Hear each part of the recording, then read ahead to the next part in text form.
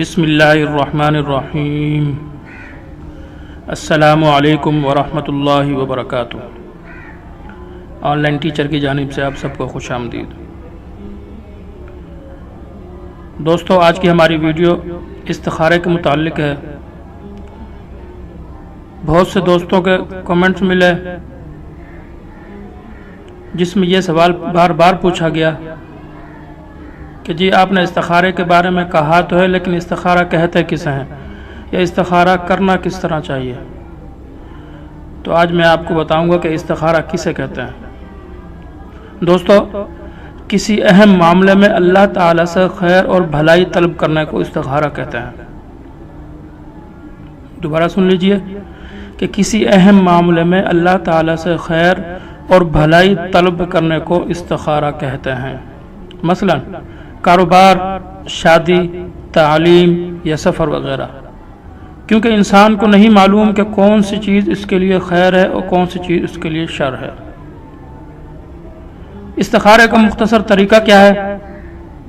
مختصر طریقہ کہ اس استخارہ کرنے کے بعد دو راستوں میں سے جس طرف انسان کا خیال یا دل زیادہ مائل ہو جائے وہی اللہ کی طرف سے انسان کی بھلائی کی طرف رہنمائی ہے۔ ایک حدیث کا مفہوم ہے جس میں حضرت عبداللہ بن عمر رضی اللہ تعالیٰ عنہ کا ایک ارشاد ہے کہ بعض اوقات انسان اللہ تعالیٰ سے استخارہ کرتا ہے کہ جس کام میں میرے لیے خیر ہو وہ کام ہو جائے، تو اللہ تعالیٰ اس کے لیے وہ کام اختیار فرما دیتے ہیں جو اس کے حق میں بہتر ہوتا ہے، لیکن ظاہری اعتبار سے وہ کام اس بندے کی سمجھ میں نہیں آتا تو وہ بندہ اپنے پروردگار سے ناراض ہوتا ہے کہ میں نے تو اللہ تعالیٰ سے یہ کہا تھا میرے لیے اچھا کام تلاش کیجئے، لیکن جو کام ملا وہ تو بظاہر مجھے اچھا نظر نہیں آ رہا، اس میں تو میرے لیے تکلیف اور پریشانی ہے۔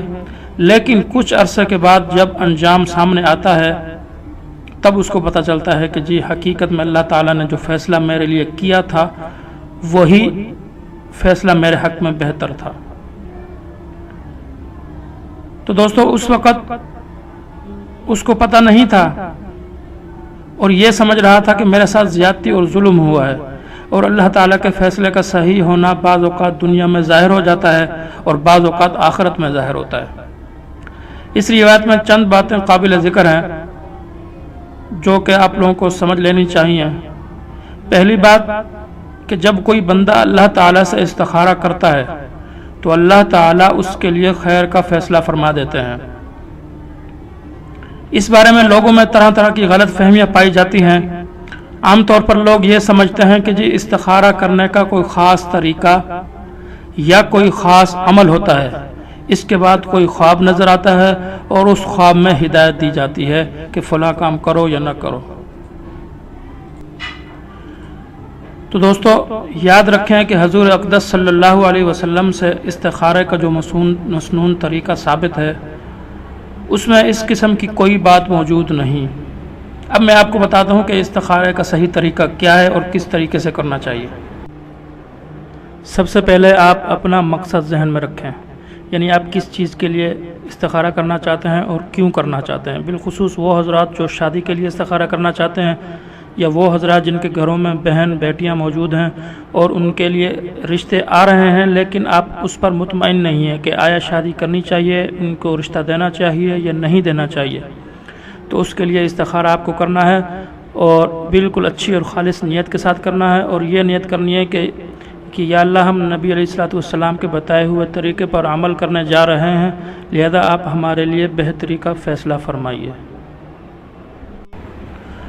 دوستو، استخارے کا مسنون طریقہ یہ ہے کہ 2 رکعت نفل استخارے کی نیت سے پڑھی جائیں، 2 رکعت نماز نفل استخارے کی نیت سے پڑھی جائیں، اور نیت یہ کریں کہ میرے سامنے 2 راستے ہیں، ان میں سے جو راستہ میرے حق میں بہتر ہے اللہ تعالیٰ اس کا فیصلہ فرما دیں، اور پھر 2 رکعت پڑھے اور نماز کے استخارے کی وہ مسنون دعا پڑھے۔ وہ مسنون دعا کیا ہے؟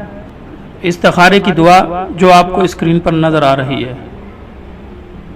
زبر زید کے ساتھ تلفظات کا خیال رکھیے گا اور اس دعا کو پڑھیے گا۔ اور اس دعا کے نیچے ایک چھوٹی سی روایت ایک اور بھی لکھی ہے کہ حضرت جابر بن عبداللہ رضی اللہ تعالیٰ عنہ کا بیان ہے کہ رسول اکرم صلی اللہ علیہ وسلم ہمیں تمام کاموں میں استخارہ کرنے کی ایسی تعلیم دیتے تھے جیسے قرآن کریم کی کسی صورت کی تعلیم دیتے ہیں۔ اب یہاں سے آپ کو اندازہ ہو گیا ہوگا جی استخارے کی اہمیت اور قدر و منزلت کتنی ہے۔ آپ صلی اللہ علیہ وسلم فرماتے ہیں جب تم سے کوئی شخص کوئی کام کرنا چاہے تو فرض کے علاوہ 2 رکعت نماز پڑھے اور پھر یہ دعا پڑھے، اور نیچے یہاں پہ یہ لکھا ہوا ہے کہ ھذا الامر، یہ کام کہتے ہوئے اس کا نام بھی لیں۔ تو دوستو یہ دعا پڑھنے کے بعد آپ کو قبلہ رخ ہو کر سنت کے مطابق سو جانا ہے۔ تو اب یہاں ایک سوال ہوتا ہے کہ جی پتہ کیسے چلے گا کہ استخارہ جو ہم نے کیا ہے اس کا اشارہ ہمیں کیسے ملے گا؟ خواب میں اگر کوئی ایسی چیز دیکھیں، مطلب کوئی سفید چیز دیکھیں، سفید رنگ جیسے دودھ ہو گیا، سفید کاغذ ہو گیا، سفید آسمان ہو گیا، سفید کپڑے وغیرہ، یا کوئی سبز چیز دیکھیں جیسے گھاس، پودے، درخت، پتے، سبز کپڑا وغیرہ یا سبز روشنی وغیرہ، تو اس کا مطلب ہے کہ جواب ٹھیک ہے، یعنی اس کے لیے بہتر ہوگا۔ اور اگر کوئی سرخ رنگ یا کالا رنگ دیکھیں جیسے سرخ رنگ کے کپڑے، سرخ پھل، سرخ روشنی، کالا رنگ یا کالی دیوار یا کالی بلی وغیرہ یا کالی روشنی، تو اس کا مطلب یہ خطرے کی علامت ہے اور اس سے پرہیز کرنا چاہیے۔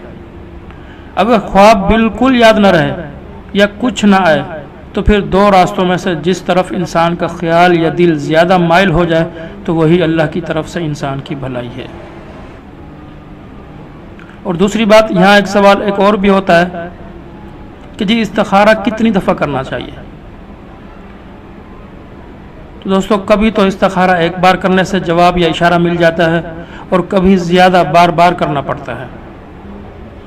بہتر ہے کہ استخارہ 7 دفعہ کیا جائے، اگر اشارہ مل جائے تو مزید استخارہ کرنے کی ضرورت نہیں۔ اور ایک بات یاد رکھیں کہ استخارے کی دعا پڑھنے کے بعد اسی وضو میں سو جائے یا وضو کی حالت میں سونا چاہیے۔ اگر کسی وجہ سے وضو نہ رہ پائے تو کوئی بات نہیں اور منہ قبلے کی طرف کر کے سوئے، یہ ضروری ہے۔ تو دوستو امید ہے آپ کو مکمل استخارے کا طریقہ سمجھ میں آ گیا ہوگا اور یہ بھی پتہ چل گیا ہوگا جی استخارہ ہوتا کیا ہے اور نبی علیہ الصلوۃ والسلام نے اس کی کتنی اہمیت بیان فرمائی ہے۔ تو دوستو ویڈیو اچھی لگے تو ثواب کی نیت سے آگے ضرور شیئر کریں تاکہ دوسروں کا بھی بھلا ہو سکے، اور اگر آپ نے ابھی تک ہمارا چینل سبسکرائب نہیں کیا تو ہمارے چینل کو سبسکرائب کر لیجئے تاکہ آنے والے وقت کی تمام تر ویڈیوز آپ تک پہنچ سکیں۔ ویڈیو دیکھنے کا شکریہ، اللہ حافظ۔